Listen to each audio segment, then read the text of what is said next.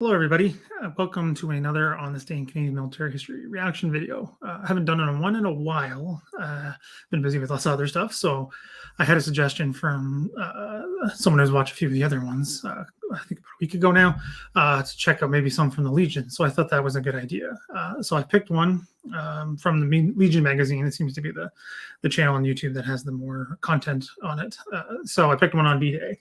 Again, like all the other ones, other than the Val and the Horror one, I haven't seen this before. I like kind of doing the off-the-cuff reaction. I know sometimes my observations get taken care of later, but I'll try to keep that to a minimum.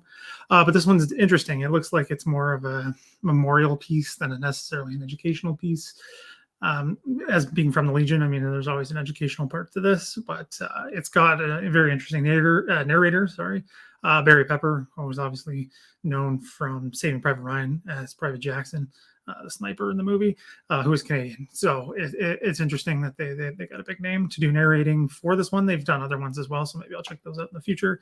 If you want me to, they have other ones like DEP, a few other ones, Vimy. If you want me to check those out, let me know in the comments below if that's something you'd like to see. So let's get it going and see what they've got for us.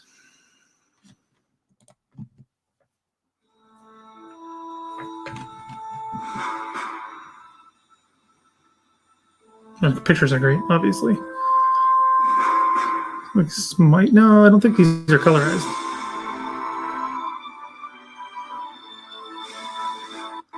Famous footage, of course, the North Shore Regiment.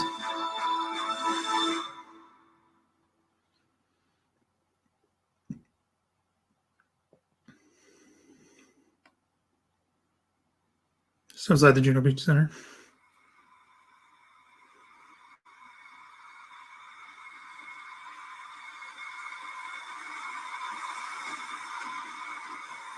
Razor wire.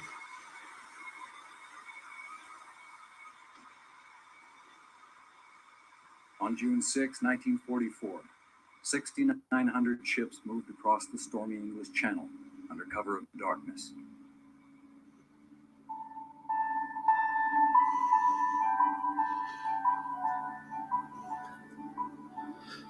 Airborne drop. At dawn, the sound of artillery filled the air.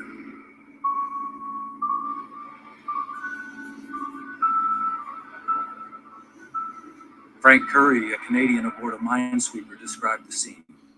Minesweeper going to British, show. American, and French cruisers and battleships opened up like the very gates of hell, he wrote. Must have been a hell of a sight to see when those opened up. Overhead, thousands of Allied planes roared. I mean, there's video, but it doesn't do anything what it really would have been like, right? The plan was to land 156,000 men on the beaches of Normandy, the largest invasion in seaborne history. Yeah, ever. There's Canadians there. Censored photo, by the way. The unit patches, the divisional patches covered. Into 5 sections. The Americans landed at 2 beaches, codenamed Utah and Omaha. Yeah, famous photos there. And the Canadians' 10-kilometer stretch of coastline was codenamed Juno Beach.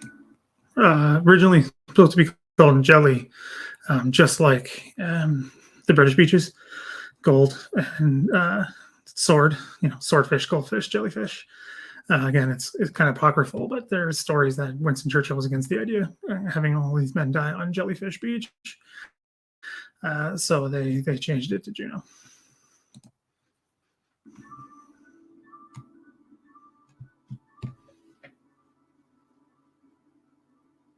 The air and naval bombardment didn't take out all the enemy positions. It wasn't supposed to, but the 3rd Canadian Infantry Division waded ashore under withering. It was supposed to be suppressing fire, not demolishing every fixed position of the Germans. That would have been near impossible. Something that you've never agreed to do, that they could say they could do. And then the air bombardment as well. We had to go at least 50 yards before we got out of the sea, said Lockie Fulton of the Royal Winnipeg Rifles. Yeah, famous photo.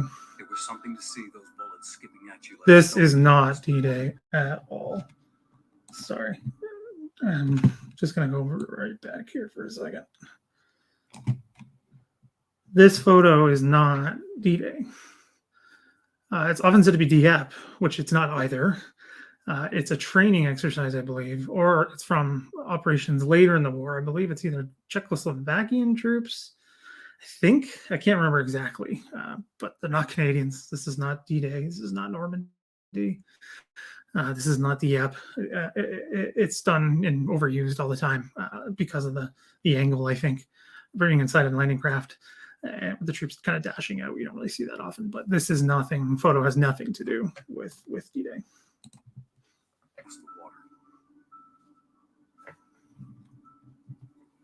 Those who made it to shore faced mines buried in the sand. This is a Canadian photo. First is ours. Among the first wave that landed, 1 and 2 was killed or wounded. Yeah, high numbers of casualties on Juno Beach. This The is Regina so rifles landed in front of Courseulles-sur-Mer and were immediately pinned down by machine gun fire. Heavy positions. Again, not D-Day. This is D-Day. Lieutenant Bill Grayson made it across the sand to the first This floor looks like a houses. recreation. From there, he could see that machine gun firing in timed intervals. Between bursts, he ran to the position and threw a grenade through the gun sleeve. He chased the fleeing crew, and to his surprise, 35 Germans surrendered.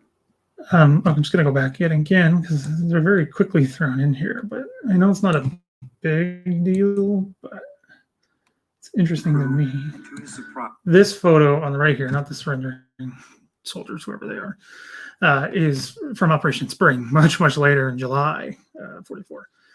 So it looks like they're just kind of interspersing these photos. I know I keep stopping, but to me, it's an issue with D-Day and Normandy.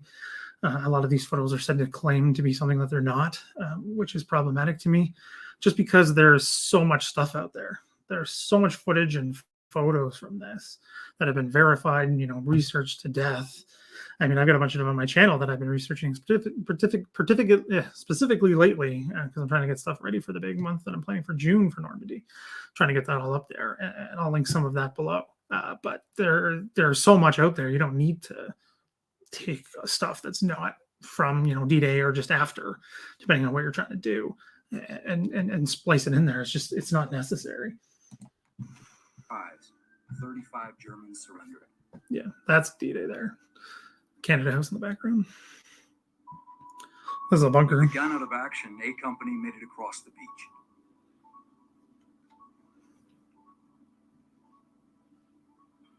On that day, there were 10,000 Allied casualties. Yeah, it's a lot. Including 1,074 Canadians. But not as many as I thought there was going to be. 359 Canadians gave their lives. My great uncle was one of them. From Quebec. But the invasion was a success. And it turned the tide of the war. Probably the most famous photo of Canada's D-Day. Love a duck going by. There's a DD tank there. Surrendering Germans on the beach. A lot of them. A lot of surrendering Germans. A lot of photos of them, too. And the civilians, obviously. In his diary, Prime Minister Mackenzie King wrote, "The hearts of all Canadians will be filled with silent prayer for the success of our own and allied forces." Surprised he even noticed, to be honest. Wasn't the most observant guy of what was going on in the war.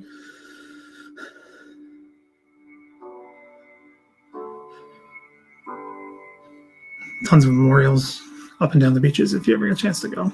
I suggest looking at all of them, as many as you can.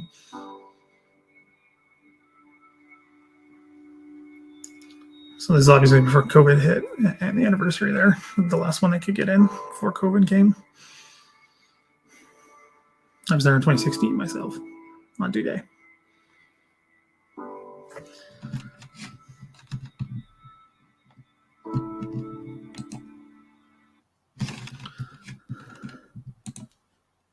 So that was a good one.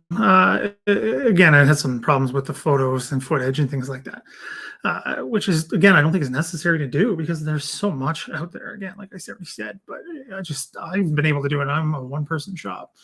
I mean, this is the Legion with all their resources and time and expertise and everything, and they're not, doing to the best of the ability, in my opinion. There's so much more they can do with it, and just keep it to the topic that they say they're going to do. They don't need to add these things in and make these effects, because it's just not necessary. There's just so much footage. Like, it's more than you'd think. Again, I'll link what I can, and more is coming. So check that out and stay tuned. And if you haven't subscribed, please do. If you're new, check it out, the channel, and please subscribe to keep. Sorry, for the stuff coming up in June.